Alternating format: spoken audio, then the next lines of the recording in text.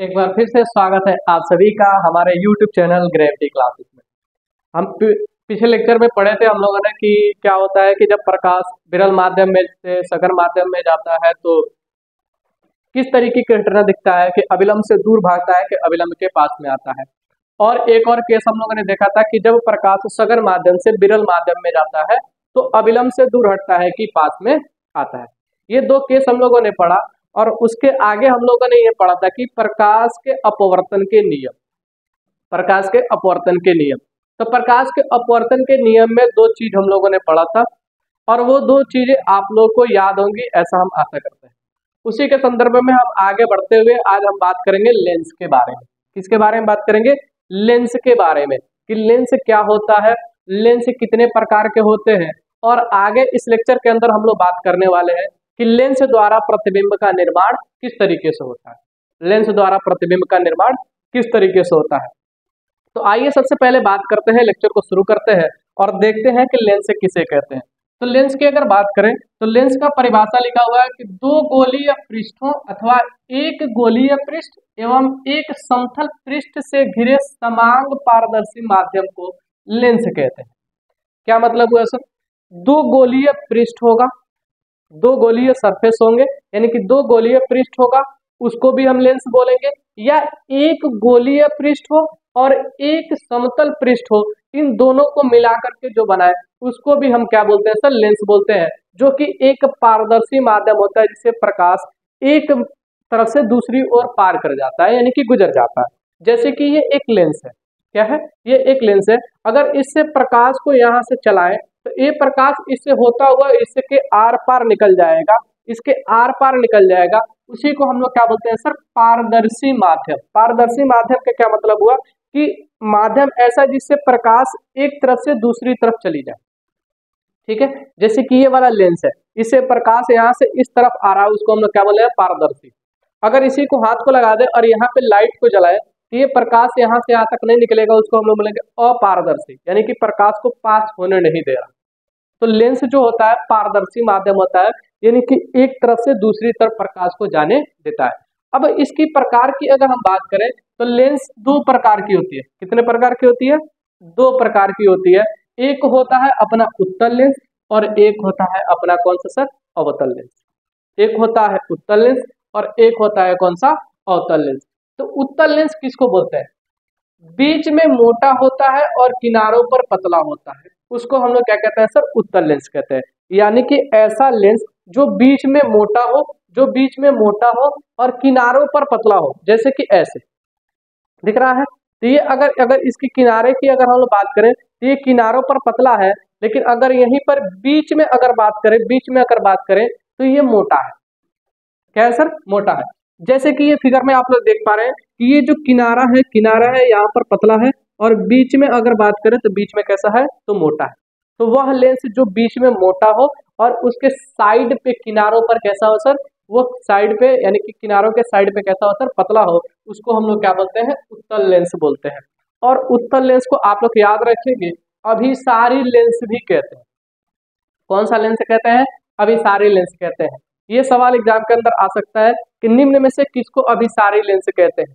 तो उत्तल लेंस को अभिसारी लेंस कहते हैं। ठीक है, क्या इतनी बातें क्लियर है? जैसे हम लोगों को पढ़ा उत्तल लेंस किसे कहते हैं, ठीक उसी तरीके से अवतल लेंस। अवतल लेंस ठीक इसका उल्टा होता है। अवतल लेंस से क्या होता है कि बीच में पतला होता है और किनारों पर मोटा होता है। बीच में क्या लिखा हुआ है? बीच में पतला होता है और किनारों पर मोटा होता है। यानी कि अगर जो अवतल लेंस होगा, जो अवतल लेंस होगा वो बीच में पतला होगा और किनारे किनारे पर कैसा होगा सर? तो मोटा होगा। जैसे कि आप फिगर में देख पा रहे हैं कि बीच वाला जो पोर्शन है ये पतला है, अंदर की ओर धंसा हुआ है और किनारे किनारे पर कैसा है सर? तो मोटा है। और इसको हम लोग कहते हैं अपसारी लेंस। कौन सा लेंस कहते हैं सर? अपसारी लेंस। इसको हम लोग कहते हैं अपसारी लेंस। ठीक है, कौन सा लेंस कहा जाता है? अपसारी लेंस। अपसारी लेंस कहा जाता है। अब अगर इस लेंस की अगर हम लोग बात करें तो लेंस द्वारा प्रतिबिंब का निर्माण किस तरीके से होता है वो चीज हम लोग को पढ़ना है।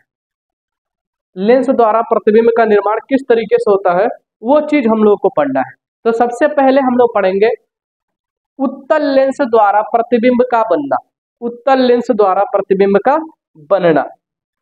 विभिन्न स्थितियों पे, जिस तरीके से हम लोगों ने दर्पण के बारे में देखा था कि अवतल दर्पण से उत्तल दर्पण से किस तरीके से प्रतिबिंब का निर्माण हो रहा था, ठीक उसी तरीके से इसके अंदर हम लोग पढ़ने वाले हैं कि लेंसों द्वारा, उत्तल लेंस हो चाहे अवतल लेंस हो, उससे किस तरीके का प्रतिबिंब का निर्माण होता है। तो सबसे पहले आज का अपना जो हेडिंग रहेगा वो रहेगा अपना उत्तल लेंस द्वारा प्रतिबिंब का बनना। तो सबसे पहले हम लोग पढ़ेंगे जो केस वो उत्तल लेंस का पढ़ने वाले हैं, उत्तल लेंस द्वारा प्रतिबिंब का बनना। तो हेडिंग है अपना उत्तल लेंस, उत्तल लेंस द्वारा, उत्तल लेंस द्वारा प्रतिबिंब का बनना,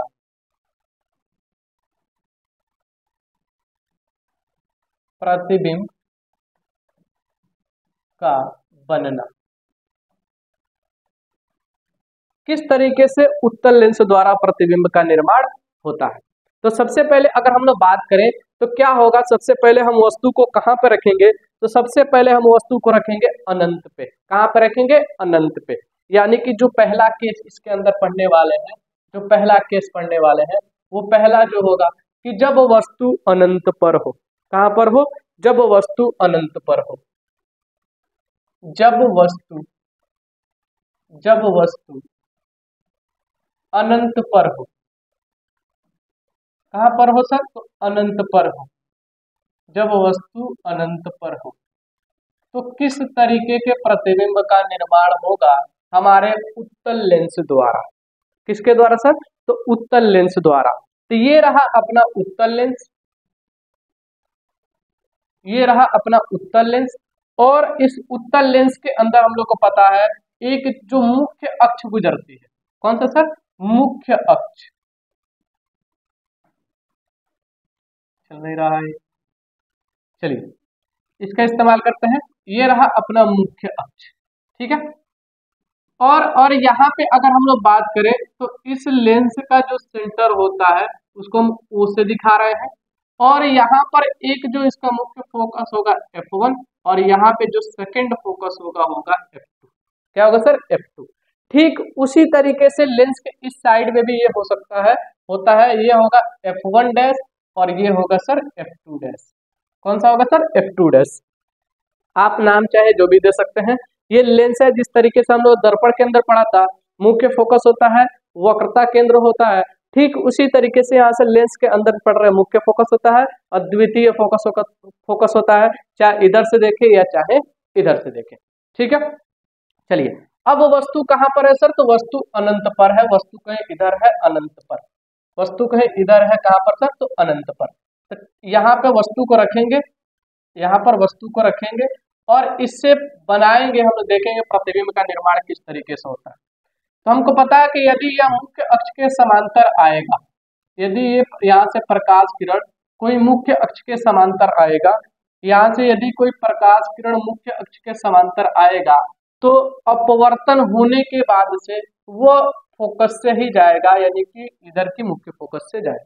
ये बात हम लोग को पता है। ठीक उसी तरीके से अगर एक और प्रकाश किरण को लाए तो ये भी अपवर्तन होने के बाद से ये भी कहाँ से जाएगा, तो सर इसी फोकस से होता हुआ निकल जाएगा, इसी फोकस से होता हुआ निकल जाएगा।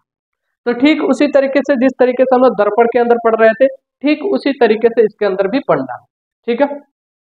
तो हमने क्या देखा कि अगर वस्तु अनंत पर हो तो जो प्रकाश किरण है, प्रकाश किरण है उत्तल लेंस से अपवर्तन होने के बाद से F1 डैश पे प्रतिच्छेद कर रही है। कहां पर कर रही है सर, F1 डैश पे प्रतिच्छेद कर रही है।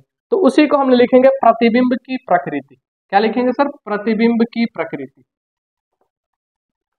प्रतिबिंब की प्रकृति, प्रतिबिंब की प्रकृति, ठीक है सर, प्रतिबिंब की प्रकृति। तो पहला पॉइंट इसके अंदर क्या लिखने वाले हैं, प्रतिबिंब की प्रकृति के अंदर, प्रतिबिंब की प्रकृति के अंदर पहला पॉइंट जो हम लोग लिखेंगे वो क्या लिखेंगे, वो ये लिखेंगे कि F1 डैश पर, कहां पर बना है सर, तो F1 डैश पर जो प्रतिबिंब का निर्माण हुआ है, जो प्रतिबिंब का निर्माण हुआ है वो कहां पर हुआ है सर, तो F1 डैश पर। और हम लोग को पता है जहाँ पे प्रतिबिंब आपस में प्रतिच्छेद करती हैं वहीं पे प्रतिबिंब का निर्माण होता है। जहाँ पे प्रकाश किरण आपस में प्रतिच्छेद करती हैं वहीं पे प्रतिबिंब का निर्माण हुआ होता है। ठीक, अब यहाँ पे दूसरी बात अगर हम लोग करें, क्या ये प्रकाश किरण वास्तव में प्रतिच्छेद कर रही हैं या ऐसा प्रतीत हो रहा है कि प्रतिच्छेद कर रही हैं? तो ठीक से देखा जाए तो ये वास्तव में प्रतिच्छेद कर रही हैं। तो लिखेंगे हम लोग क्या, वास्तविक। क्या लिखेंगे सर? वास्तविक। वास्तविक। और एक बात आप लोगों को पता है, हमने दर्पण के अंदर भी पढ़ रखा है, यदि वास्तविक है तो कैसा है सर? उल्टा। कैसा है सर? उल्टा। यदि वास्तविक है तो कैसा है? उल्टा है। कैसा है? उल्टा है। और याद कीजिए आप लोग अवतल दर्पण वाला केस, ये जब वस्तु अनंत पर था, कहां पर था? अनंत पर था, तो प्रतिबिंब का जो निर्माण हुआ था वो मुख्य फोकस पर हुआ था। सेम यही केस था और बिंदु आकार बना था, पॉइंट साइज का बना था, यानी कि बहुत छोटा बना था। तो यहां पर भी वही केस होगा, यानी कि बिंदु आकार बनेगा। कैसा बनेगा सर? बिंदु आकार। बिंदु आकार। बिंदु आकार का क्या मतलब है सर? बहुत बहुत छोटा, पॉइंट साइज बनेगा, एकदम बिंदु आकार छोटा सा बनेगा। कैसा बनेगा? छोटा सा बनेगा। ये हम लोगों ने केस देखा किसका? जब वस्तु कहां पर हो सर? अनंत पर हो। जब वस्तु अनंत पर हो तो प्रतिबिंब का जो निर्माण होता है उत्तल लेंस के सामने वो कहां पर होता है? F1 डैश पर। कहां पर होता है? F1 डैश पे। आप इसका नाम अलग अलग दे सकते हैं, हमने F1 डैश दिया। ठीक है, क्या ये बातें आप लोग क्लियर है? क्या ये बातें क्लियर है कि यानी कि वस्तु को जब हम अनंत पे रखते हैं वो कहां पर प्रतिबिंब का निर्माण होता है? F1 डैश पर। कहां पर होता है सर? तो F1 डैश पर होता है। ठीक है, आगे इसके केस की अगर हम लोग बात करें तो अगला जो केस हम लोग पढ़ने वाले हैं, यदि वस्तु को थोड़ा और आगे लेके आए, यदि वस्तु को थोड़ा और आगे लेके आए तो प्रतिबिंब का निर्माण कहां पर होगा? तो जो इसके अंदर टोटल जो केस हम लोग पढ़ेंगे उत्तल लेंस द्वारा, टोटल जो केस पढ़ेंगे वो 6 पढ़ेंगे और जिसमें से एक हम लोगों ने पढ़ लिया, एक हम लोगों ने पढ़ लिया। जो भी दर्पण वाला लेक्चर देख के आया होगा, दर्पण वाला लेक्चर पढ़ के आएगा, उसको ये सारी चीजें एकदम आसान लगेंगी। तो उम्मीद करते हैं, आपसे आशा करते हैं कि आप पिछले लेक्चर को पढ़ के आ रहे होंगे। ठीक है, तो आगे का जो केस है वो आगे के लेक्चर में हम लोग डिस्कशन करेंगे। तब तक बने रहे आप हमारे साथ, मिलते हैं अगले वीडियो में। जय हिंद, जय भारत।